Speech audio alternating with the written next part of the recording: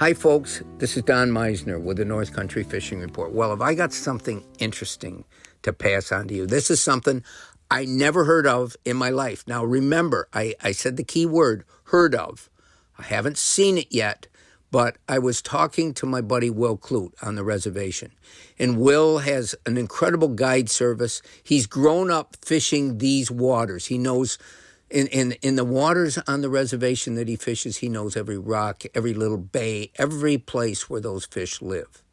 And recently, he has been going out scouting for walleyes. The walleye season will be starting soon. And he wanted me to go out and take some pictures with him on the water because he's found something that has blown his mind, and he's talked to other people about it. Even Roland Martin's son told him that he's seen the same thing, and here's what it is. Smallmouth bass go to sleep. And I said, well, I don't know what you're talking about. Explain this to me. He said he was out a couple days ago on the water scouting for different places. And he said he came to one of the bays on the St. Lawrence.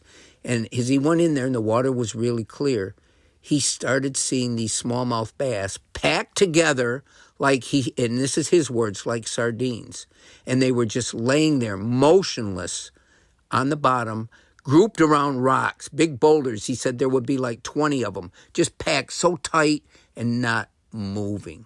He said other places that he saw them like this, there was actually the moss and the muck on the bottom that was almost like forming around them. They hadn't moved in forever, apparently.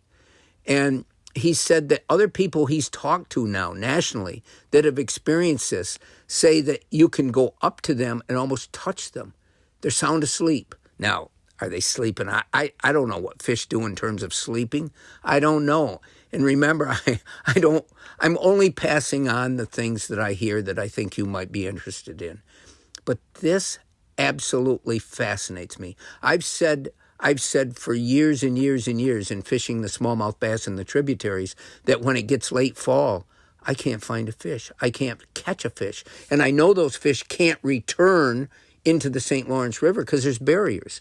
They're there for life. They're there in these same waters that I catch hundreds of them in the summer.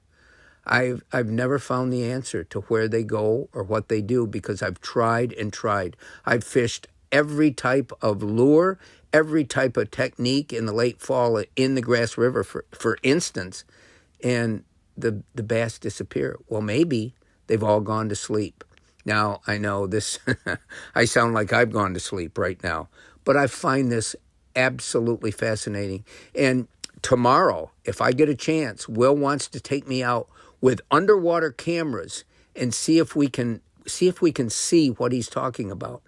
I would love to experience this. This is a whole new thought for me, and it's a whole new way of maybe having another insight into this resource that I find not only so fascinating for me, but so important. Until next time, folks, this is Don Meisner with the North Country Fishing Report.